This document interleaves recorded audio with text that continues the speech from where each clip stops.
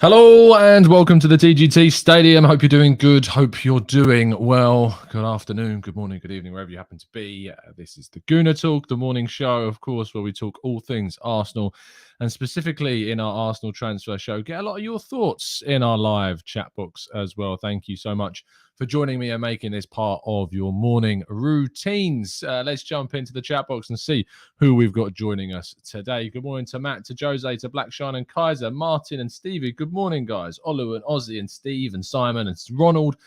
We've got Wadham. We've got Wadham Lodge, named after an entire house. Incredible. Jay, Tony, good morning. Andreas and Jake, thank you so much, guys, for tuning in. And everybody else, of course. Hope you're doing good. Hope you're doing well. Let's crack on, as always, by telling you to go and subscribe to the Arsenal Way. We've just hit 25,000 subscribers over there. Thank you so much for the continued support on the channel. Always much appreciated. And we move through our stories, beginning with Mazid Ogungbo, who has left the club on loan. This is a really good move for us, actually, because if you consider the fact that we've got so many players at the moment going out on loan, Okonkwo, we've obviously had the likes of last season. We had so many players, Matt Smith, but Mika Biereth this season has gone to Denmark, I want to say, to have hopefully a really good season. Actually, no, I think it might be the Netherlands. But Mazid Ogungbo has joined Crawley Town, a team that I know next to nothing, about. I know that they had a fair amount of investment a fair few years ago, but I don't think that's changed drastically in more recent times. But Ogungbo will get more regular game time. Has been playing at left centre back, can play left back, can play left wing back. He's a versatile defender. So we wish him the absolute best, and hopefully he comes through with a good season. Balogun is closing in on his loan to Torreira. There's an expectation that could be announced today. The England youth striker will move to France to play there for the season, get a really good experience whilst out there. Hopefully it can have the same kind of effect on him as it did William Saliba playing in France. He's going to play regularly, which is good, and play at a level that's going to challenge him. So I'm looking forward to seeing what he brings to Rem next year.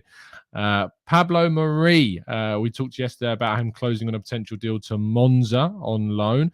There has been some suggestions that a permanent exit could take place, with some reports saying that Flamengo are in talks. However, what looks more likely at this stage is still that Italian move, with both Monza and Hellas Verona both intrigued by a potential deal for the Spanish defender.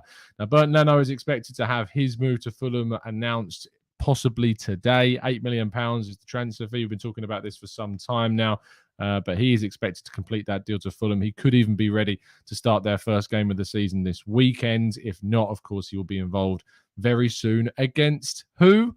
Us, because we play Fulham very early on in the season and could end up facing Bernd Leno very soon after, of course, he's moved there. Expect him to have an absolute blinder when we go and play Fulham. It's just destined to happen at this stage.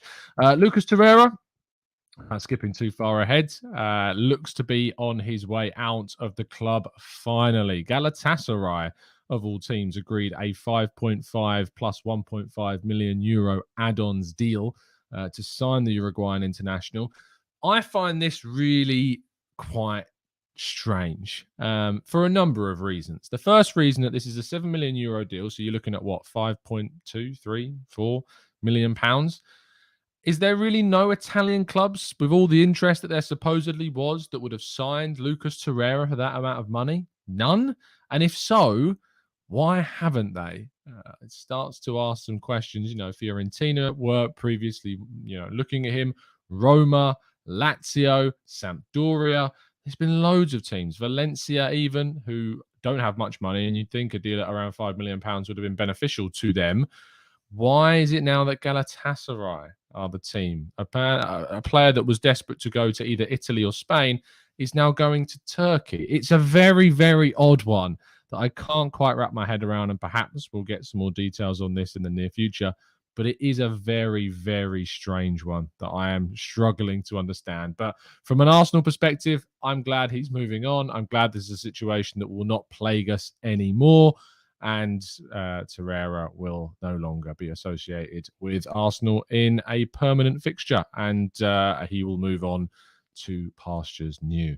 Now, potential incomings, both Lucas Paqueta and Houssem Aouar are not seemingly likely to join Arsenal this summer, but they could be on the move. Manchester City are being very heavily linked now with Lucas Paqueta as a potential replacement for Bernardo Silva, whilst Leicester City are looking at Houssem Aouar as a potential replacement for James Maddison. Lots of Arsenal transfer heritage, if you like, involved in these potential moves. Arsenal have been linked to both players. They've also been linked to Maddison, and of course have even been linked in the past to Bernardo Silva. So lots of Arsenal in a deal that doesn't seem to be involving Arsenal with either. But if Leicester lose Maddison and getting Aouar, that is quite, in my view, with respect, a downgrade in quality to a player of Houssem Aouar's level. And Maddison going to Newcastle is a little bit of a strange one. But Maddison, leaving for around £60 million. You know what's going to get said. You know there's going to be people out there that are saying Arsenal should have spent £60 million on Maddison. Doesn't fit into the team at the moment, which at the moment is not a thing. The doorbell's ringing, but they're going to have to wait, I'm afraid. I've got more important things than answering the doorbell. Youri Tielemans is our headline story of the day, who is supposedly getting quite impatient.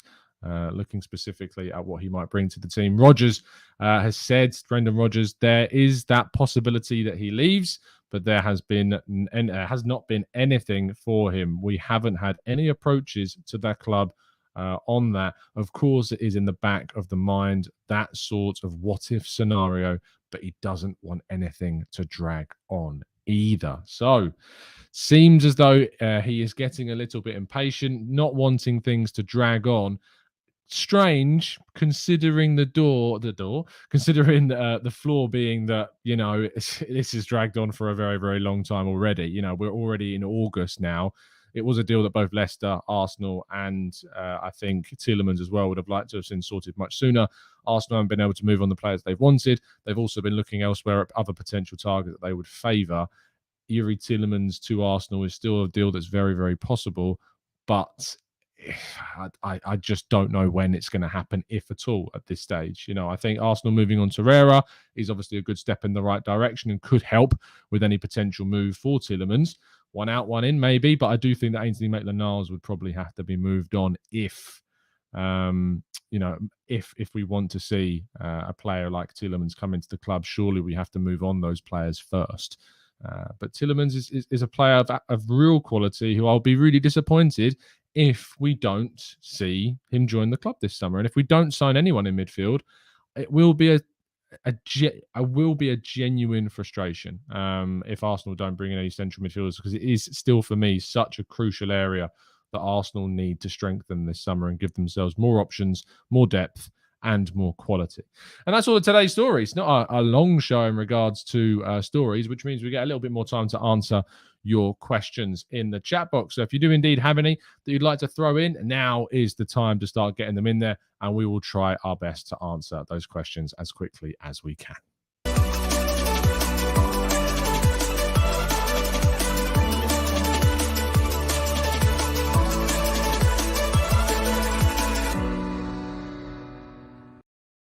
Okay, let's jump into the chat. Let's see what questions we've got from you guys, and let's see if we can answer as many of them as we can. Dirks asked a very interesting question. What does agreeing personal terms actually mean, especially when the two clubs haven't agreed on a fee? It basically just means that once a deal is agreed between the two clubs, that personal terms won't be an issue, because the contract length, the wage, the openness to sign, that's all kind of done by that point. It's a strange one, because you start getting into the blurry world of, is that tapping up a player if you're agreeing personal terms with someone before they've even left? It does seem a bit strange, doesn't it? So, but it effectively means that there is no issue in regards to wage or the player's desire to join the club and length of contract, all that stuff. That seems to be what personal terms is. It's usually where clubs contact a player's agent and get a feel for the player in terms of whether they'd be open to the move. And, with the agent, they talk and would agree on terms that would then be passed along, I suppose, to the player. It's going to be an intriguing one whether or not this deal that has apparently been agreed with Tielemans for some time does end up getting completed, with Arsenal trying to sort out a deal with Leicester if they ever bid, because they are still yet to bid for Youri Tielemans. That is the strangest part, we feel, of this one. Let's go to Denzel, who says, why are we not considering Adama Traore as a potential transfer option? Because he's not good enough. When you go on loan to Barcelona like he did last season and offered pretty much next to nothing there. I don't really think that Adama Traore is the right player for Arsenal at the moment. Stylistically, just does not suit what Arteta is looking for. 1300 says, hey Tom, considering Leicester are selling Schmeichel and potentially Maddison, do you think we should be moving faster to complete this deal, as they wouldn't want to lose another first team player? Unfortunately, it doesn't matter how many players leave, because Tielemans' situation is quite dire regarding just having a year left on his deal.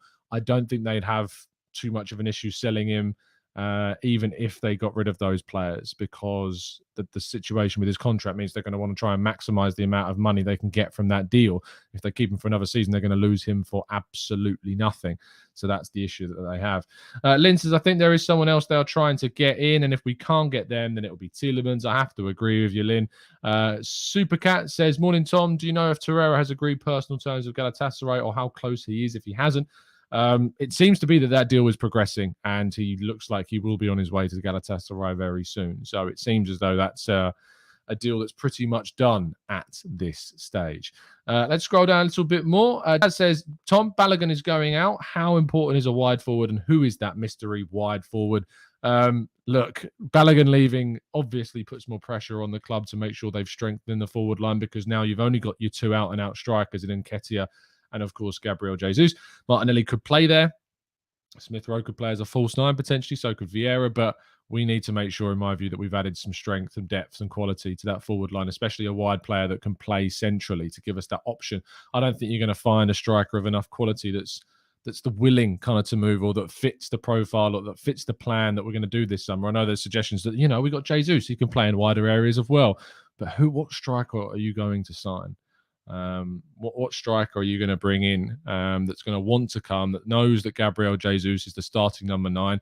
It's very difficult. Whereas a wide player, you bring them in, they got plenty more opportunities in terms of playing in wide positions as a starting striker.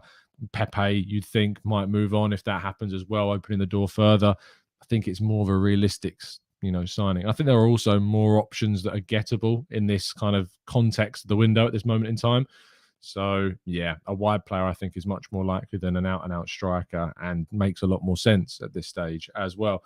Good. Jake says, Tom, what do you think of Ziyech for 8 million? Is he really going for 8 million? That would seem quite a low amount of money. If Ziyech is available for 8 million, I'm 100% taking it at Manchester United. I've just seen the first tweet pop up. I've not seen... United exclusive says Chelsea are willing to let Ziyech leave for £8 million this summer. Apparently, well, that was July 28th. That story came out. That's a ridiculously low amount of money. I wouldn't take him because he's not a wide player that can play as a central striker. So I don't think I'd be spending the money on Hakim Ziyech, to be fair. And does he really close the gap between us and Chelsea at all? If we bring someone in that's not really succeeding there, I don't think he does. So, yeah. Why so? Gurius says, is our left-back situation sorted this season? Yeah. Zinchenko and Tierney. I think we've got more than enough cover and quality in that position. Dave says, do we think that Ben White can handle Zaha on Friday? Dave, I think the question is, do we think that Ben White and Saliba can handle Zaha? Saliba's going to be the guy on the right-hand side covering him. If you remember, we always talked about, can Cedric handle Son? The question was in the North London derby at the end of last season, could Holding handle Son? And the answer was no, he couldn't. You need to make sure that your right back and right-sided centre-half are the players that are dealing with those types of players. And so it's going to be down to White and Saliba. I'll tell you what, I'd be a lot more comfortable with both of them there than, say, Cedric and Holding doing that job. I mean, it's quite a step up to White and Saliba as opposed to Cedric and Holding. So there you go. Yasin, says, unpopular opinion, Isak would be perfect in that forward spot that we are looking for. Can play in the middle and wide. Also has played and flourished with Ødegaard. Would suit Arteta's style of play. The thing about Isak is that he is exceptionally expensive. Like your €90 million release clause. Real Sociedad have no intention to sell. He's very important for that side, even though he didn't score loads of goals last year. I get all your points. I think they're all fair. He is good, can play in a wide area, can work with Ødegaard, has done in the past, but not for £75 million. Just no. Arsenal aren't going to sign any players for that amount of money this summer, maybe even next summer. I can't see it happening at all. Lynn says, would you say, Tom, that Leicester owners are trying to sell because of all the outgoings? I mean, I think they're open to selling Lynn, trying to sell. Is slightly different. I don't think they want to see their best players leave. Leicester are going to be in a pretty tricky situation, I think, next season. Could be a very, very long campaign for them and their fans. Who knows? We'll wait and see. Ugang says, Tom, what's your opinion on the chances that we might sign 2 players? 50-50. I think it's probably about 70% that we sign 1 player. 50-50 we get 2. I'm more confident that we bring in the 1 at this moment in time. Deep Kundu says, Tom, we still lack goals from midfield. Do you think Tielemans can add those goals?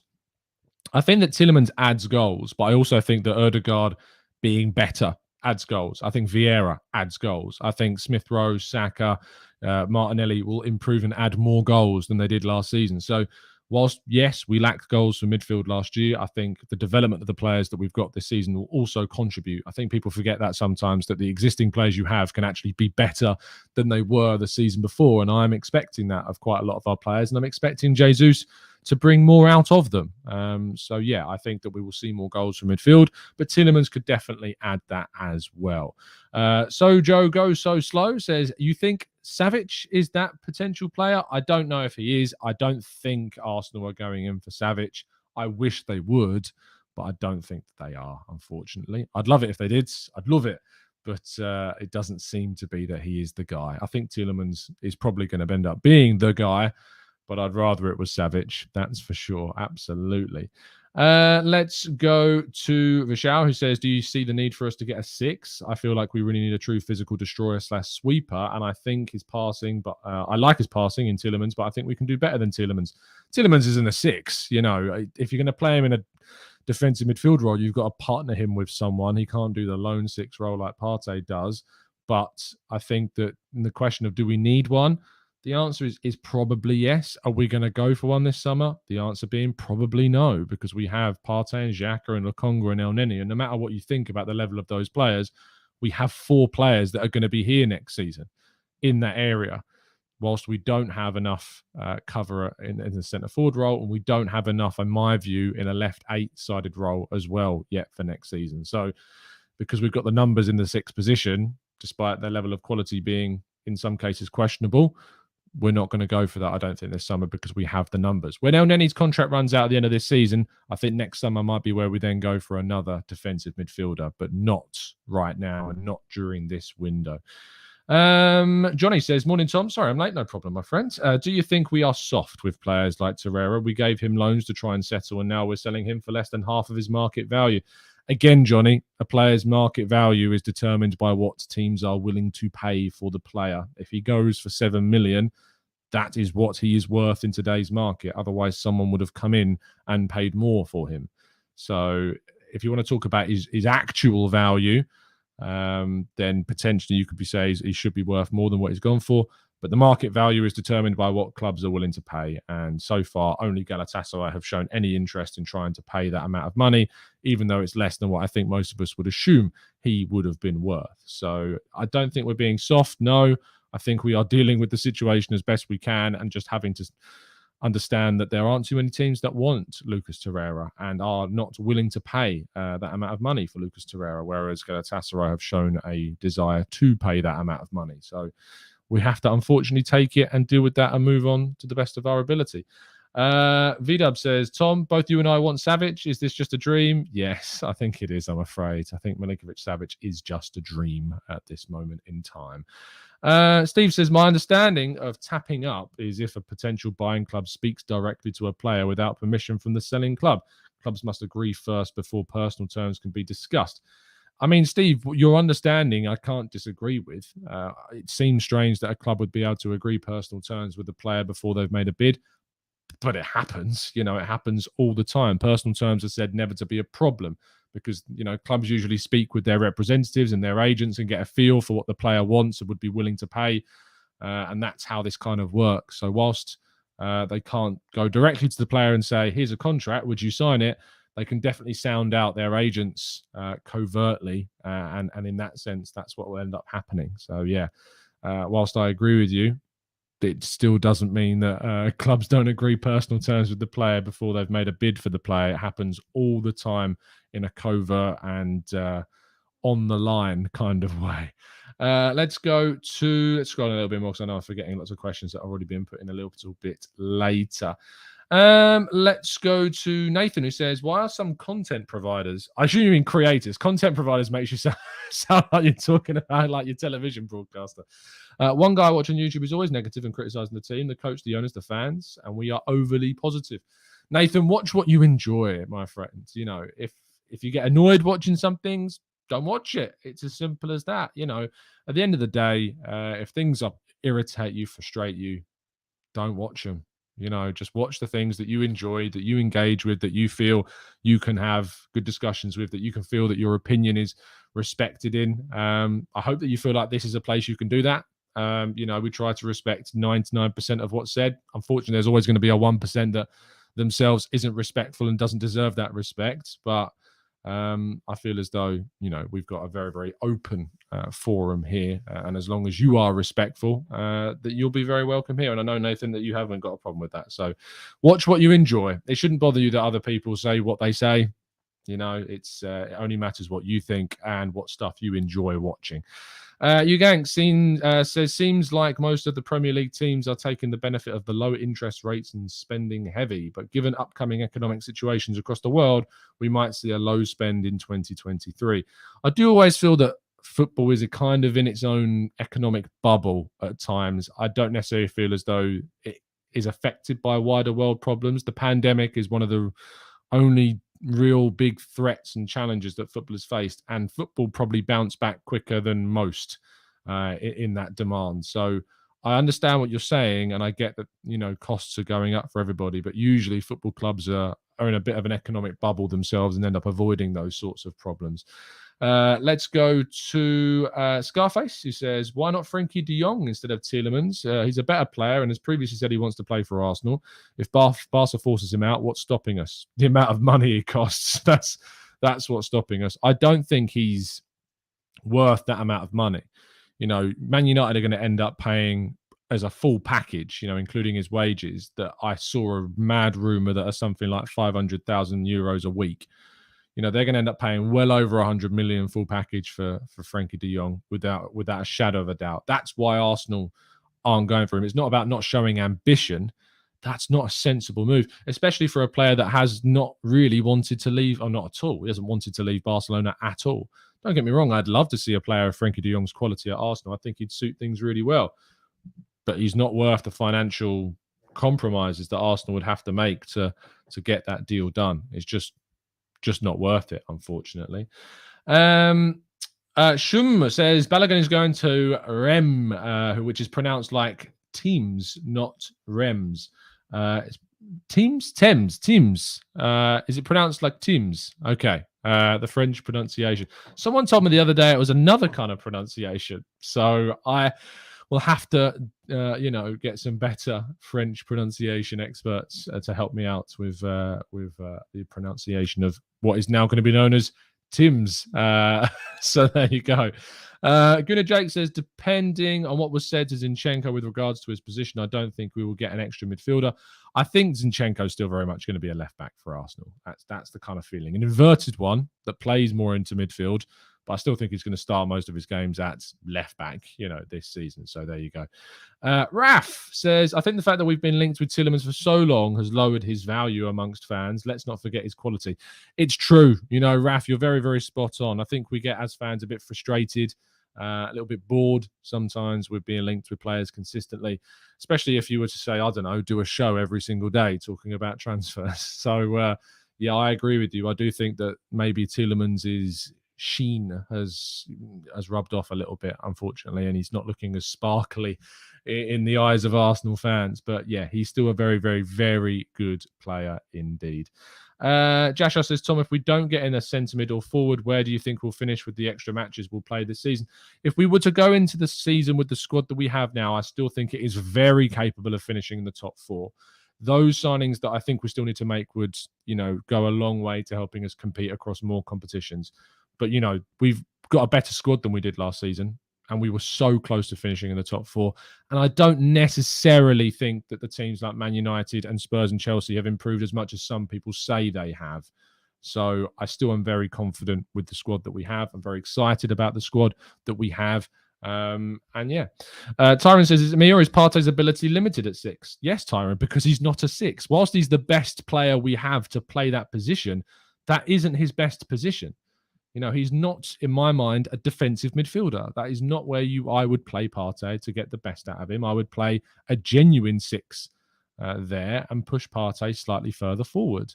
You know, I'd rather see Partey playing that position, but because unfortunately we've never signed a good number 6 whilst Partey's been here, he's the one that we've leaned on to play that position, which is a shame because it probably means that we'll lose Partey whenever his time at Arsenal comes to an end, never having seen him play his best role at the club on a consistent basis. But he is the best 6 that we have right now. That's just the reality of the situation.